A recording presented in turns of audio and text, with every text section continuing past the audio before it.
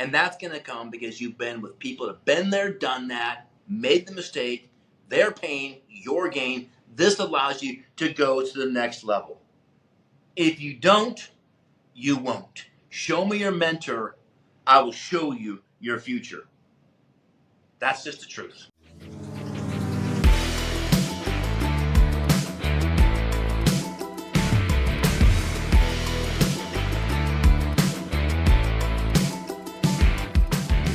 Welcome back to the Man Maker Show. We are dedicated to helping men become stronger and more intentional leaders because the fight in every man's life is real and you were created to overcome. We know that hard times make better men, and through adversity, we find our inner warrior. Thanks for showing up and opening your mind in order to make your future greater than your past.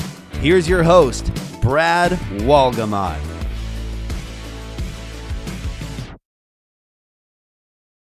Welcome back to the Man Maker Show. Bradley Wolgamott coming to you once again from the great Cabo San Lucas, San Jose del Cabo. I hope you're doing incredible. It's great to be with you again. I am having a blast. I hope you are. I don't know.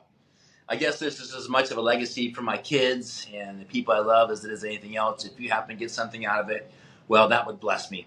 If you like it, share it, like it, pass it on. I'm trying to share with you 40 years of experience of failure and success, of highs and lows, doing my best to try to communicate in a way that I'm not a big shot. I'm not. If you know me, you know for sure I'm not. I have accomplished some things I'm very proud of, but I've also done some things I'm very much not proud of. And so I am Brad and I'm your friend. I want to help you. The Man Maker Show is really dedicated to helping you get back up or to just get up for the first time. If you're a young teenager, you're trying to get up to be a great leader, well, you need to listen to some of the things we're talking about. If you've fallen down, you got to get back up. If you're on a roll, how do you sustain it, right? These are such crucial things. It's one thing motivating you knock down. It's another thing motivated when you're on top. There are different things, and we all have to work on them. I want to talk tonight to you today about mentorship and the importance of it. I don't think there's maybe a more important subject for personal development or becoming great or becoming a man maker than really digging into being mentorable, right? There's a great statement. A friend of mine, Scotty, said it years ago. He said, show me your mentor, I will show you your future. If you don't, you won't. If you are not mentored, you won't make it. I mean, nothing's 100% on either side of that equation, but I just think the self-made man is a mythology. We all need somebody, right? We all need to be mentored in. And I want to encourage you to develop a deep passion for mentorship. I want to encourage you to create a hungry spirit, right? What is it? You're a student, and then you're a player, and then you're a leader, and then you're a coach, right? That's the progression, right? We all start off life in unconscious incompetence. We just don't even know we don't know. And eventually you kind of move into that conscious incompetence where I'm aware that I don't know. And then you move into conscious competence where I know that I know. I'm getting confident. But the ultimate goal is to get to that unconscious competence where it's automatic. And that takes, honestly, probably decades. It probably takes a bunch of failure, a bunch of trial and error. And I think the cornerstone of that is your willingness to be mentored. And so I'm going to talk to you about it. A lot of people have built mentorship organizations. I know a lot of teams around the world that build a qualification process to earn mentorship. I'm a big fan of that because I think mentorship, if it's not something you have to earn, you take it for granted. It's so easy when something's given to you to take it as no big deal. Right? I mean, I had a baseball team and I invited a kid in to play for us. They were a great player, but oftentimes they come in and screw around and be a distraction to the team. I ended up having to cut them. When I brought them in to earn a spot, to grind, to show me their best, to show me all their talents, to work hard, hustle, all the factors I was looking for, that person became a great player. Many of them went on to play professional baseball because they earned coaching. I want to encourage you to do that. Now, the problem is I think people get in this weird mode of, what do you mean earn it, right? God says a man has no respect for a person, like no one's better than the next guy. Well, that's just not true. The fact of the matter is there are people who have done better than you. There are people that are better off, that have achieved more. And we should be a student to those men and women. We should be in a submitted role, which means we trust them. Submission does not mean doorstep and you step on a doormat. It simply means that you trust them. And so mentorship is something I want you to earn. I want you to constantly be earning it. I want you to be aware of the importance of being in that hungry, humble, grateful place in your life. Because that's where we learn that conscious, incompetent season. So I want to talk to you about the stages of it. But before I do that, let's talk a little bit why people aren't mentored. And I think one of the leading reasons that people aren't mentored is, for some reason, we've interpreted the fact that we need mentorship as a sign of weakness. And that is such a so far off, I mean funny. In fact, confidence and being a man maker, a leader, part of that is showing your humility to be teachable. It doesn't show weakness. It shows hunger, right? It shows that you want to be better. It doesn't mean you're poor. You don't have to be doing all this great stuff to be put in a position where, oh, we think you're great. No, I think what people find great is someone that's always asking questions, always in that humble mode. But that for some reason, that fear of, well, I might be thought of less because now I'm a student is it's a fallacy. It's a bad one. Flush it out down the toilet. It's stupid. There should be no fear. Now, I get it, because the second reason I think people struggle being mentored is they've been lied to. They've been deceived. They've been hurt by church. They've been hurt by mentors. They've been hurt by parents. They've been hurt by coaches. And so we have this fear that if I trust you, you're going to hurt me. And that was where I was coming from. When I was earning mentorship from a man that changed my life dramatically, I was so brash, I said this: listen, I'm going to listen to you. I'm going to trust you. And I'm going to do what you tell me to do as you teach me to do it. But if you're lying to me, I'm going to find you. I'm going to hurt you. Now, I don't know what that really meant because I'm not a violent person, but I was communicating the message. I'd been hurt. Really, what I was placing value on was, don't hurt me. I was placing value on, you got to prove it to me. But I made the first step saying, I'm going to go. I'm just really hoping you're not telling me the truth. And it turned out he was telling me the truth. Now, I've been in situations where I accepted mentorship for some very foul people, and I trust them with everything, and they absolutely hurt me to my core. Stole money, stole fortunes, stole character. I mean, assassinators. It happens. I'm a better man because of it, because it rounds me off. I recognize that fear can be something that helps us kind of evaluate how we're going to move things. But if you let it paralyze you to where you don't seek mentorship, you're just going to be in a bad spot, okay? The third reason I think people don't accept mentorship or go after it is because they think they don't have what it takes, right? So they don't seek mentorship because they don't want to be placed in a position of transparency, to where I've had a lot of guys say, well, I'm not going to make my goals real clear. I'm not going to have affirmations and speak what I'm going to do. I'm just going to do it. I call them submarine leaders. They're just going to go under, and they're just going to go and do, and then they're going to come back up and go, hey, look at me, surprise, I made it. I've yet to see a submarine success story. I'm yet to see someone that went undercover, didn't take mentorship, didn't get corrected or guided or led or coached. And man, I'm yet to see anybody that's made it from that position. Now, I could be wrong, but for the most part, we all need that person that speaks into our life. So I decided to make that a big part of my life. And I realized something about my wife, that she's a lot more comfortable with me when she knows I'm in submission to a man that she trusts. When she can see that I am being mentored and guided, when I'm taking advice, when I sit at their feet, if you will, and I ask questions and I dig in, whether it be learning great about the love of God, or learning about being a better father or a better husband or a better financial leader, or she's happy when I'm working on my health and I have a coach that's working with me on physical fitness and diet and the mental side of staying healthy so I can live to be 120 years old. She's more comfortable with me. So one of my jobs as a man, is to make sure my wife feels confident and comfortable and peaceful. And part of that is when she sees me being in a mentored role with someone that she loves and admires and respects. So you want to bless your wife, show that person that you are in mentorship. It is a huge thing. I recently went through a class with my pastor, and the study was on prayer and how and why and what. And I'm going to borrow this topic from, I think his name's John Mark Comer. Am I saying that right? I don't know, maybe I'm messing that up, but he shared with me 4 keys, and it was a class with them, and I thought about this. These are the keys to mentorship, right? These are the stages of how it goes, and so I learned it from position of how do I learn to pray, because that was an awkward thing for me most of my life. So let's just talk about mentorship. The first thing you do is you learn to talk to your mentor, right? And so in your prayers, learn how to talk to God. Just talking.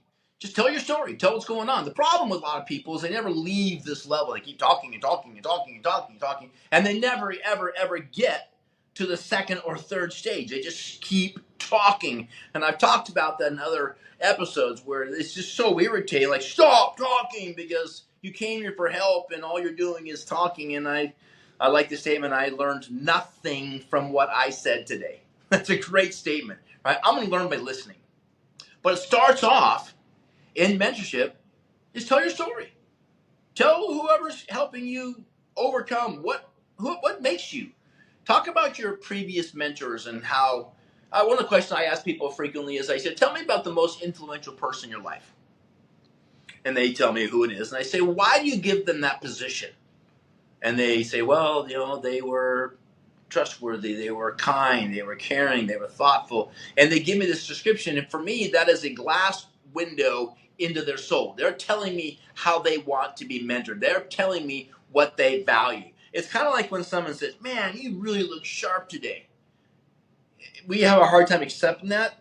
What I've learned to say is, I'm not accepting this compliment. I'm learning what they place value on. If they say, man, you're so funny, they place value on humor. If they say, you're so sharp, they place value on being sharp. If they say, you're a hard worker, they place value on hard work. By someone's compliment, it tells me what they place value on. And so part of being in a mentoring role is to talk and let your mentor know what's going on between the earballs, right? Earballs, what's going on between your ears, what's going on in your head, so that they can lead you. It isn't just to tell your whole cry story, which is all part of it, but the purpose of it is to open up the window to your heart and say, this is what hurt me, this is what helps me, this is what stirs me, this is what makes me mad. If you know me, then you can show me. But if I don't ever start off with this talking to God, I might not have breakthrough. If I don't have time, if someone doesn't take time to tell me the story, I'm just kind of like hoping that I hit the bullseye with the right topic on what to mentor. Tell your story. The second key, after you talk to, is to talk with. Meaning, make it a conversation. Right? Make a statement, say, what are your thoughts on that? Tell your story and say, have you experienced that before?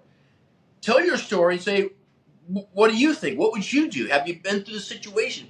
Talk with. It's a flow, right? It's a conversation. It's a dialogue, not a monologue. It's a back and forth to where you're learning. You're building trust. You're building rapport.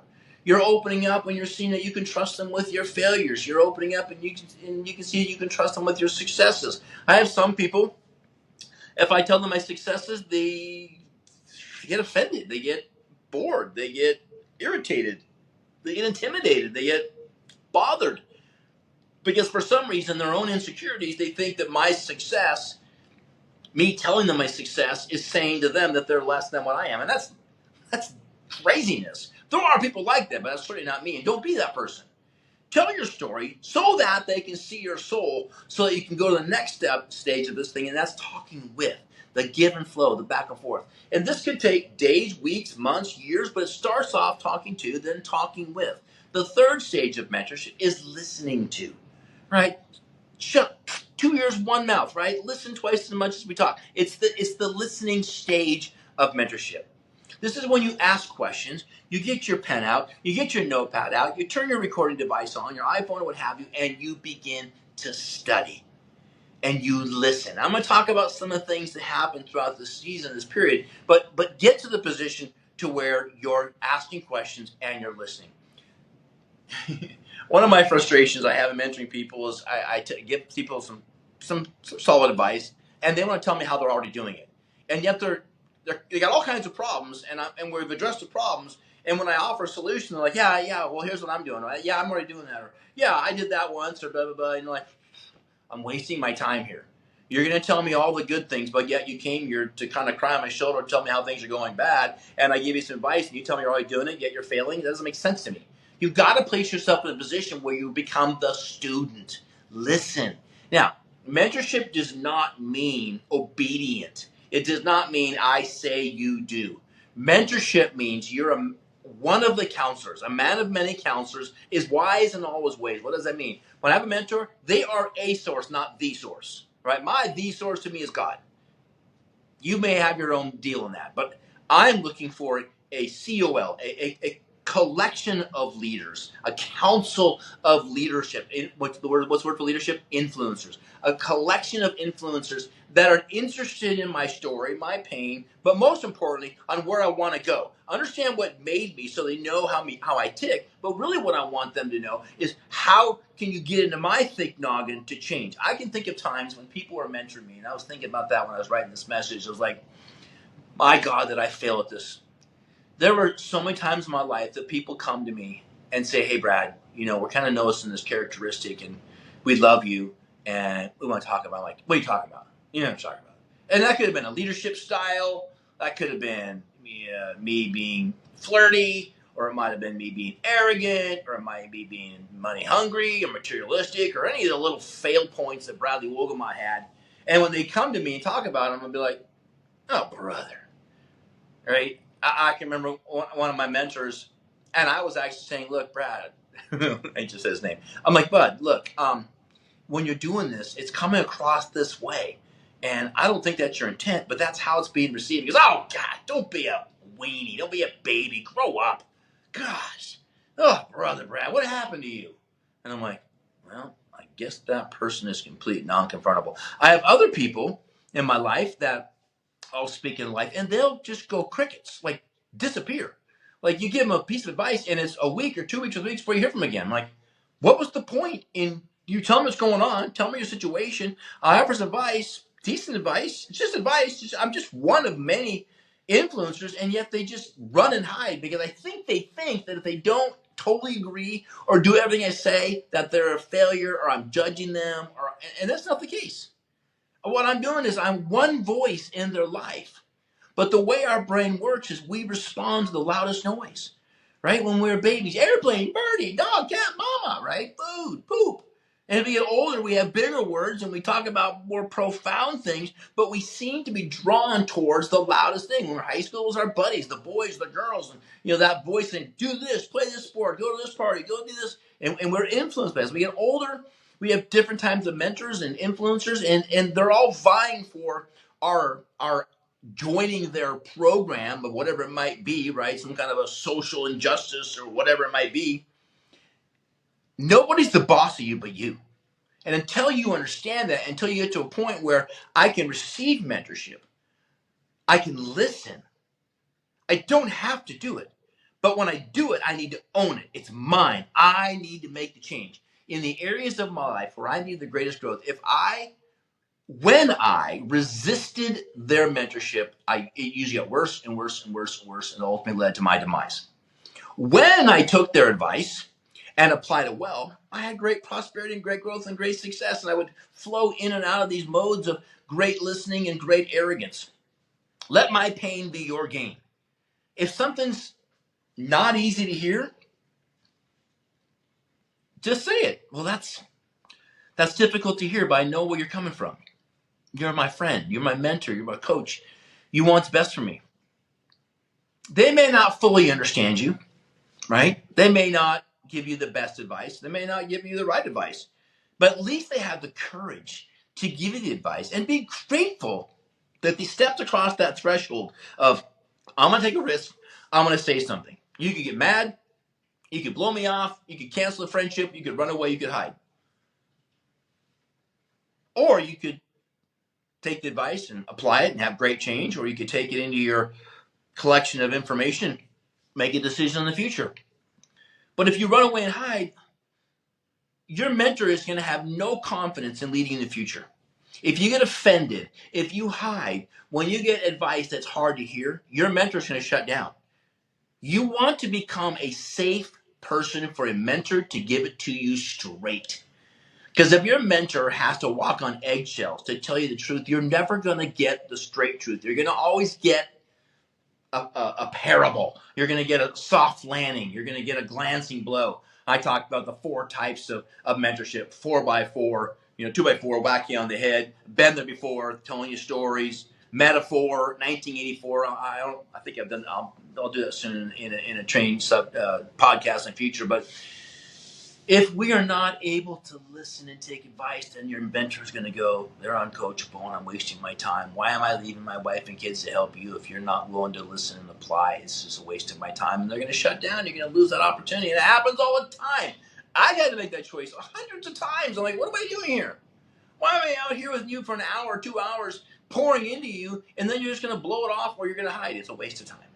So learning how to have that listening heart, okay?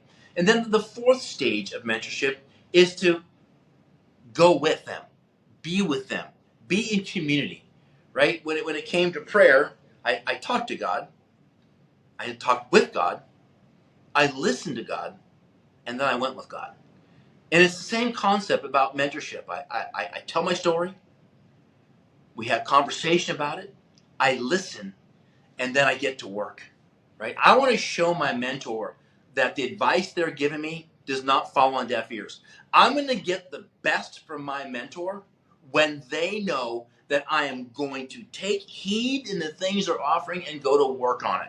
When I coach baseball, if I had a kid and I was trying to help him with a throwing motion or a fielding motion or a hitting motion or base running, whatever it was, and they wouldn't do it and they wouldn't even try, I'm like, I'm done coaching. I can't time to cut them because they're not being part of this greater goal of winning a national championship and ultimately win a world championship out of Mexico, because I finally got a collection of not the most talented kids, but the most coachable kids that became the most talented team because everybody played a role. And it's the same thing in building a company, same thing in building an organization. You have to go with. You have to earn your mentor's best because they've been burned, they've been lied to, they've been played, they've been taken advantage of, they've been hurt, just like all your concerns moving into mentorship. They too are looking at you going, am I wasting my time or is this a good investment? So you got to earn that, right? So as you move through these four stages, now you're left, I think, with like four options. And maybe there's more than this, but option one is false harmony. Oh, yeah, that's great. Yeah, okay, cool. And you do it for a little bit, but your heart's not into it. And as soon as you hit your first point of resistance, well, that didn't work. I was over at the golf range with a buddy of mine the other day, and we were hitting balls, and I said, well, hey, man, I'm noticing this part. You might want to change this. He makes one swing, hits a terrible, well, that didn't work. I'm like, I'm not a magician. I can't say one thing and you're going to start stroking the ball and hitting it perfectly. It takes time. It takes hundreds of shots to fix one little problem, not just one particular action. So what happens is you end up being like a chocolate dragon, or what maybe we call a passive-aggressive person, to where you're like, oh, yeah, great. Oh, man, you're so awesome. Thanks for the advice. And I'll often do nothing. That's false harmony. It's garbage. No one's fooled. You're just going to fail. And that's a struggle, but a lot of you do this. Oh, my God. And you need to ask your mentor, am I doing this? Am I one of those guys that you say something and you don't feel like I listen, and I'm acting like I'm listening, but I'm really not because I take certain behaviors? Ask that, okay? Here's the next option. Maybe you can't see the big picture. Maybe you can't see all the change. Maybe you got a laundry list of things. I'm terrible at overloading change. I mean, someone says, well, I want a better marriage. I'm like, okay, here's 6 things. I'm like, too much, right? I'm working on that piece of me, right? Take baby steps, right? If you get some advice on technique, or some advice on behavior, or some advice on the way you present yourself, or some advice on how you do your goals, your affirmations, or what you're working on, take the first step, right? Simple things like read the book they're going to suggest, listen to the audios they're going to suggest, listen to the podcasts they're going to suggest, go to the seminars, and start building a repertoire of information that's consistent, so that one piece of advice falls on and goes, boom. I can't tell you how many times I've had guys come to me and say, man, so-and-so told me this advice, and it's the best thing I ever heard. I'm like, I said the exact same thing to you like 4 times. I'm like, yeah, it just didn't make sense to me. Or I don't say that, and I go, what the heck happened? Oftentimes, it's not the first time, not the second time. It's like the 4th or 5th time that they hear it and go, oh, click. So read the books, listen to the audios, go to the events, get yourself educated so that you can ultimately make your own conclusion, your own decision based upon the COL, that's council leaders that are directing and guiding you. The third option is you could just start changing your life. Like dig in, get to work, right? I might have told the story before, but I was at a seminar once and there was this guy doing this big speech and he was incredible and I was all fired up. He's like, do you want to change your life? And we're all like, yeah. Do you want to change your life? Yeah. Who wants to change your life? Yeah. You know, we're all excited and fired up at this event. And he goes, you want to know the key? You want to know the secret? We're like, yeah, give us the secret. He goes, change your life. I'm not going to lie, I was mad. I'm like, are you kidding me? I literally just left. I went out and took a mental break. And for like 3 days, I'm driving around Bellevue going, you want to change your life, change your life. You want to change your life? Yeah, change your life. I'm like, what the stupidest thing you ever heard of? And all of a sudden it hit me. I got to change my life. But what I had to realize was I had to start taking little steps and go all in with changing things. I had to create a daily checklist of the little things to help me change my life. Whether that be getting up a little bit earlier so I could prepare myself mentally, take time to revisit my goals and my dreams, take time to personal hygiene so I'm not looking so haggard.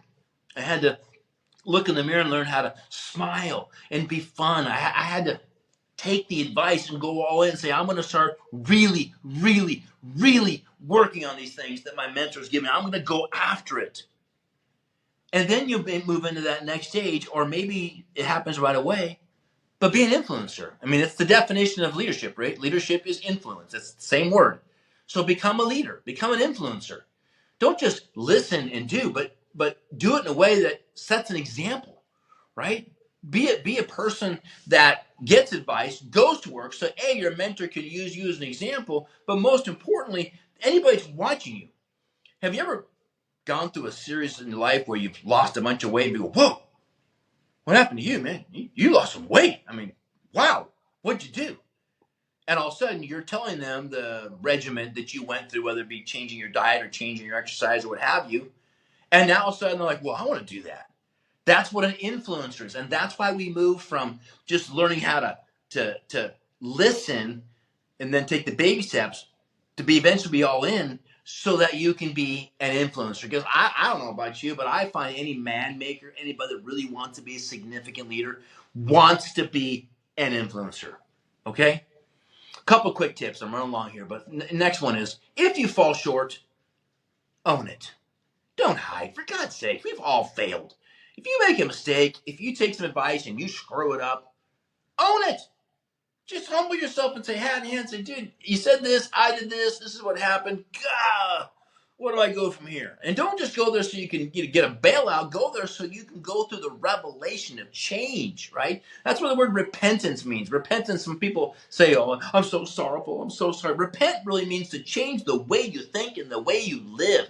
A repentant person is someone that's changing how they live. If you fail, duh, who hasn't? You have, you will again. I have, I will again. That's just part of the deal. Get back up, get with your mentor, dig in tighter, and go again, right? Have that desire to be the example of someone that got advice, did it wrong, got it right, had success. Now you can tell a story about how you got the advice, did it wrong, screwed up, got it right, and did it again, and now you're winning. Because usually that's the story people want to hear more. Not the one and done. Got the advice, went to work, boom, ha, success. No, what they want to hear is the struggle. That you got the advice, you processed it, you worked on it, you failed at it, you worked on it, you failed at it. I'm right now very passionate about getting down to be a zero handicap golfer. And I'm going to tell you something. It's a up and down, up and down, up and down. But I've surrounded myself with people that I love and respect that are really good golfers from the mental side, the physical side, the emotional side, to help me change to become a great golfer. And you know, sometimes I do it completely wrong, but I got to sit with them and say, I lost my mind out there. I got mad. And then I made 4 bad shots when it really just have been 1. What do you do when you're in this situation where you're working on something? I can remember many times I'm overshot and I'm just really dialed in and I make my swing and I freaking chunk it, hit it 40 feet. I'm like, what? And how did I miss it that bad? And the next one I hit it super good. How can that be the same person? Hello? It's called life. You're going to screw up. That's the way it is. Part of mentorship is learning how to earn the respect and the trust of others by failing and getting back up and then succeeding. Right? So, decide who you're going to be. Are you going to be a mentoree for a reason? or a season or for a lifetime. Me, when I lock in with someone, it's a lifetime. I don't have reasoned mentors very often. I don't know, maybe I'm learning to pour some concrete to build a pickleball court in my house. I don't need to be a concrete master, so maybe it's just a season, right? There's a reason and a season. But what I'm looking for is real lifetime mentorship, right? That's what I'm looking for, right? Learn how to recognize people don't want to be used for just the one need. They feel like they've been manipulated, right? That's the problem. And if you do that, well, you're probably not going to get their best. And I want you to get the best. I want you to win. I want you to be significant. I want you to grow way faster than the school of hard knocks. And that's going to come because you've been with people that have been there, done that, made the mistake, their pain, your gain. This allows you to go to the next level. If you don't, you won't. Show me your mentor. I will show you your future. That's just the truth. Dig in. Be coachable. Be mentorable. Be humble. Be transparent. It's the fast track to victory. All right? Bradley Wogelmont, man maker out. I believe in you. Win. Dig in. Be strong. Be bold. Be brave. Be transparent. Be humble. Be hungry. That is how you become a greater man. All right. Bradley Wogelmont, man maker, out.